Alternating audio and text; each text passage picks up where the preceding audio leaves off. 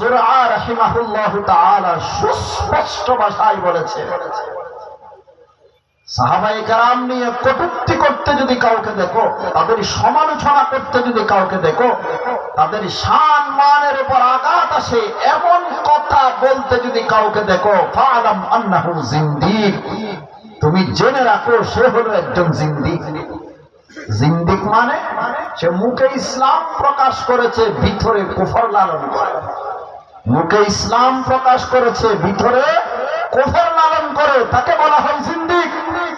সাহাবায়ে কেরামের ব্যাপারে কেউ যদি কটূক্তি করে, তাদেরকে নিয়ে যদি কেউ সমালোচনা করে, তাদেরকে যদি কেউ গালাগালি করে, এমন কোন কথা বলে যে কথা বলার কারণে তাদের শান মান ইজ্জতের উপর আঘাত আসে, ফাআলাম আন্নাহু জিন্দিক, তুমি জেনে রাখো তার মধ্যে কোনো দ্বীন নেই, সে হলো জিন্দিক।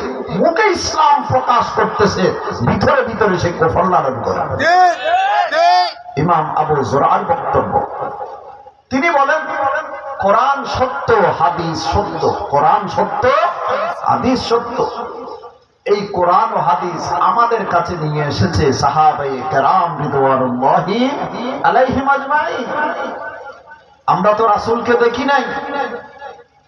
এই কোরআন সুন্নাহ আমাদের কাছে পৌঁছাইছে কারা? সাহাবায়ে কেরামরা। এবার যদি সাহাবায়ে কেরাম যারা কোরআন সুন্নাহ আমাদের কাছে পৌঁছাইছে, তাদের উপর যদি আমরা আস্থা রাখতে না পারি, এদেরকে যদি আমরা বিশ্বাস করতে না পারি, এদেরকে নিয়ে যদি আমরা কটূক্তি করি, তাহলে যে কোরআন সুন্নাহ আমাদের কাছে তারা পৌঁছাইছে সেটার উপর আমরা আস্থা রাখবো কি করে?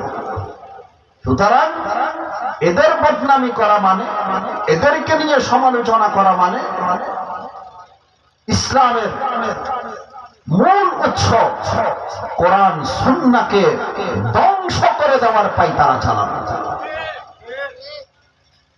শুধু তাই নয়, ইমামে আযম আবু হানিফা রাহিমাহুল্লাহু তাআলা আল ফিকহুল আকবার নামক কিতাবে উল্লেখ করেছেন, লা নাযকুরু আহাদাম মিনাস সাহাবা ইল্লা বিখাইর। সমস্ত সাহাবায়ে কেরামের ব্যাপারে আমরা ভালো আলোচনা করব। ইমামে আযম আবু হানিফা রাহমাতুল্লাহি আলাইহি বলেন, সমস্ত সাহাবায়ে কেরামের ব্যাপারে আমরা কি কেমন আলোচনা করব? ভালো আলোচনা করব। শাইখুল ইসলাম আল্লামা ইবনু তাইমিয়া রাহমাতুল্লাহি আলাইহি as-sarimul maslul ala shatimir rasul sallallahu alayhi wasallam নামক কিতাবে উল্লেখ করেছেন, খোলাফায়ে আরবা'র পর আবু বকর সিদ্দিক, ওমর ফারুক, ওসমান গনি, আলী রাদিয়াল্লাহু তাআলা আনহু, এরা হলেন খোলাফায়ে আরবা'। খোলাফায়ে আরবা'র পর